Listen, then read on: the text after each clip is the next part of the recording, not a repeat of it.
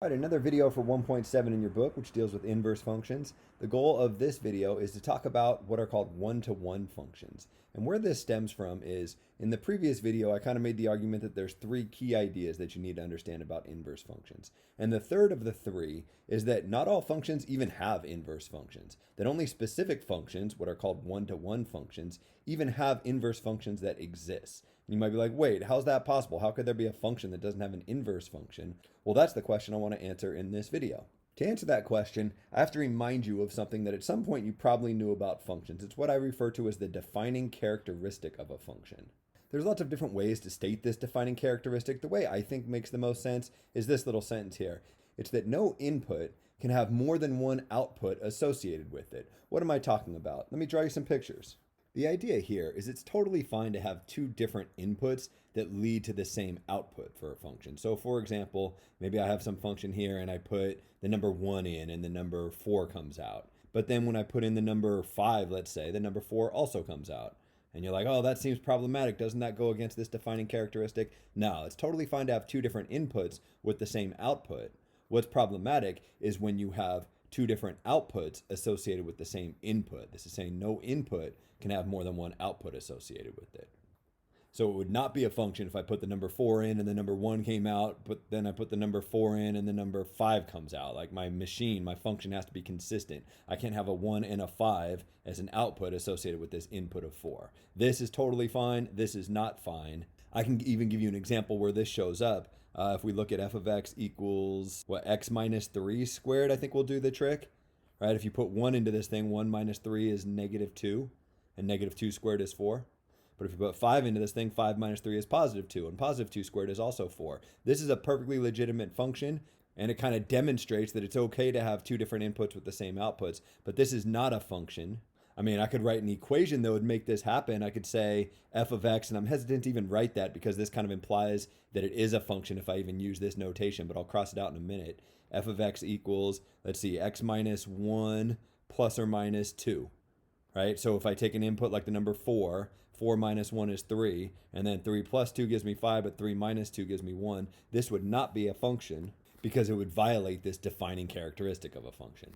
And you're like, okay, that's great. I guess I kind of remember that from Math 111 when we first introduced functions. What's any of this have to do with inverse functions? Well, let's go back to this function here, right? And again, this is a perfectly legitimate function, but think about what would happen if you tried to define its inverse function. The way we define an inverse function is we switch the inputs and the outputs. So these two different inputs in my function, 1 and 5, both lead to an output of 4. But then I ask you the question, okay, if there is an inverse for this function, what would come out of that inverse function when I put 4 into it? And you'd be like, well, 1 would have to come out of it because when I put 1 into the function, 4 comes out. But 5 would also have to come out of the inverse function because when I put 5 into the function, 4 comes out. So if I tried to define an inverse function for this function, I'd get into trouble. I'd violate this defining characteristic. So while it's perfectly legitimate for a function to have two different inputs associated with the same output, when I'm in that case, I won't be able to define an inverse function. So finally, that takes us to our definition of one-to-one. So the idea with one-to-one functions is there's a lot of different functions out there, and some of them are one-to-one and some of them are not. A function is one-to-one if no output, so note that I'm switching the words that I'm using. It's kind of like this defining characteristic here, except I'm sort of switching input and output. If no output is associated with more than one input. I think it's easier to think about what is not one-to-one. A function is not one-to-one if there's two different inputs that have the same output. Like you see right here, right? Two different inputs, a 1 and a 5, that have the same output, the number 4. The point is that this is a perfectly good function. It's just not a one-to-one function. And because it's not one-to-one, we cannot talk about its inverse. Because again, if we were to try to define an inverse for this function, we would have one input into the inverse, the number 4, that would lead to two different outputs, the numbers 1 and 5. So the inverse of this function would not be a function, so the inverse does not exist. Note that if a function is one-to-one, then every single input has a unique output. So if 1 goes to 4, 5 can't possibly go to 4 because 4 is already taken care of with 1. So if 1 goes to 4, I don't know, maybe 5 goes to 7, and all the different numbers go to different places. And as long as all of the different inputs go to different outputs, then it's perfectly fine to define the inverse of that function, because the inverse of that function will itself be a function. If definitions and these weird little flowcharts aren't your thing and this didn't really make sense, or even if it did, I want to give you a more geometric argument to this just to try to solidify things. This defining characteristic of a function is really well encapsulated in terms of the graph of the function. There's this thing called the vertical line test. And the way the vertical line test works is essentially it checks for this criteria by looking at the graph of the function. What the vertical line test says is that a graph represents a function if any vertical line intersects the graph in at most one place. So what I'm saying is, if you happen to know what the graph of this function looks like, and I do, and it's okay if you don't, it's the standard parabola shifted to the right 3 units. Maybe you remember enough about function transformations to understand that this -3 here moves at right 3 units. At any rate, this is the graph of this function right here. And if you didn't know that this was in fact a function, you could check that it's a function if you knew what its graph looked like by doing this vertical line test. And all the vertical line test says is try drawing a vertical line that intersects this graph in more than one spot. And if you can't do it, then the graph's a function.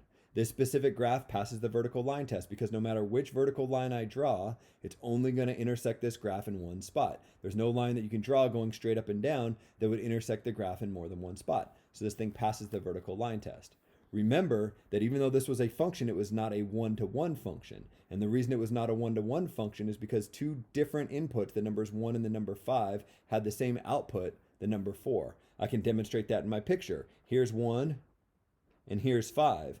And the height of the graph at 1 is the exact same as the height of the graph at 5 here. In either case, the height is 4, because when I put 1 or 5 into this machine, 4 comes out. I have two different inputs associated with the same output, which is perfectly fine. It doesn't mean it's not a function, but it does mean it's not a one-to-one function. Turns out there's a thing called the horizontal line test. And the horizontal line test is a lot like the vertical line test, except, as the name implies, instead of drawing vertical lines, we're going to draw horizontal lines. But it's the same idea. I want to see if I can draw one of these lines, a horizontal line, that intersects this graph in more than one place. So going back to this graph here, right? The reason that this graph did not represent a one-to-one function is because two different inputs, 1 and 5, have the same output, the number 4. Note that if you have two different inputs with the same output, then you'd be able to draw a horizontal line that goes right through those 2 points. If I can draw a horizontal line that intersects the graph in more than one spot, then it must be the case that there's two different inputs that have the same output, which again doesn't mean it's not a function, but it means that that function is not one-to-one. Just like you used to have a vertical line test that would determine whether a graph was a function, now you have something called a horizontal line test that determines whether the graph of a function is one-to-one. And I think when you're really an expert with this stuff is when you can tie together this idea of the horizontal line test to these definitions or this flow chart that you see up here. When you can kind of see how they're all saying the same thing just in different words, that's when you're really an expert with this stuff. And if you're there now, great. And if you're not, that's okay too. We'll do more on this. But the purpose of this video was just to talk about what it means for a function to be one-to-one.